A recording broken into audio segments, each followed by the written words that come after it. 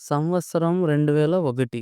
ఆ సమయంలో రష్యా అధ్యక్షుడు వ్లాదిమిర్ పుతిన్, అమెరికా అధ్యక్షుడు జార్జ్ డబ్ల్యూ బుష్‌ను పాకిస్తాన్ దగ్గర ఒక న్యూక్లియర్ వెపన్స్ గురించి ఒకసారి కాదు చాలా సార్లు హెచ్చరించాడు. ఇది చిన్న హెచ్చరిక కాదు. ఇది ప్రపంచ భద్రతకు సంబంధించిన హెచ్చరిక. ఈ విషయం మీద పుతిన్, బుష్ మధ్య జరిగిన పూర్తి కన్వర్జేషన్స్ ట్రాన్స్‌క్రిప్ట్‌ని ఇప్పుడు యూఎస్ గవర్నమెంట్ పబ్లిక్ చేసింది.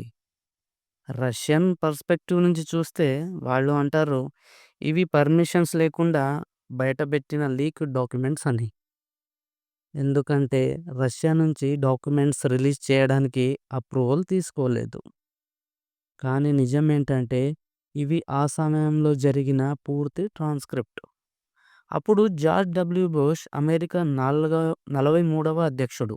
మరోవైపు వ్లాదిమిర్ పుతిన్ కొత్తగా రష్యా అధ్యక్షుడిగా బాధ్యతలు చేపట్టారు. ఇప్పుడు కాస్త బ్యాక్ వెళ్ళి ఓవరాల్ పిక్చర్‌ని చూద్దాం. 2013 తర్వాత ఉక్రెయిన్‌లో వెస్టర్న్ ఇన్వాల్వ్‌మెంట్ బాగా పెరిగింది. రష్యాకి మిలిటరీ యాక్షన్ తీసుకోవాల్సి వచ్చింది. సినిమా అనెక్సేషన్ 2022లో ఉక్రెయిన్‌పై అటాక్. ఉక్రెయిన్ ఇష్యూ లేకపోయి ఉంటే రష్యా, యూఎస్ రిలేషన్స్ ఇంకా బలంగా ఉండేవి. ఎందుకంటే దాని ఫౌండేషన్ పుతిన్, బుష్ కాలంలోనే పడింది. నాకు వ్యక్తిగతంగా ఒక విషయం మాత్రం చాలా వింతగా అనిపిస్తుంది. ఇండియా ఇలాంటి పని ఎప్పుడూ చేయదు. చైనా చేయదు. రష్యా చేయదు. జపాన్ కూడా చేయదు. నిజంగా ఫ్రీడమ్ ఇవ్వాలి అనుకుంటే జెఫ్రీ ఎప్‌స్టీన్ ఫైల్స్‌ని పూర్తిగా బయటపెట్టాలి. ఫోటోలు డార్క్ చేయడం, ముఖాలు దాచడం, అధ్యక్షుడి ముఖం కూడా దాచడం ఇది ట్రాన్స్‌పరెన్సీ కాదు. రేపు యూఎస్, ఇండియా ప్రైమ్ మినిస్టర్‌తో జరిగిన ఫోన్ కాల్ ట్రాన్స్‌క్రిప్ట్‌ని కూడా లీక్ చేస్తే ఆశ్చర్యపోవాల్సిన పని లేదు. ఫోన్ కాల్ జరిగిన మాటల్ని వర్డ్ బై వర్డ్ పబ్లిక్ చేశారు. పుతిన్ అడుగుతారు, "మీ ట్రిప్ ఎలా ఉంది?" బుష్ అంటారు, "ట్రిప్ బాగుంది. నేను యూరోప్ వెళ్లి వచ్చాను." ఇప్పుడు ఇండియన్ పర్స్పెక్టివ్ నుంచి పాకిస్తాన్ మెన్షన్ ఉన్న భాగానికి వస్తే, పుతిన్ అకస్మాత్తుగా పాకిస్తాన్ ఇష్యూ తీసుకొస్తారు. "నేను పాకిస్తాన్ గురించి చాలా కన్సర్న్‌గా ఉన్నాను.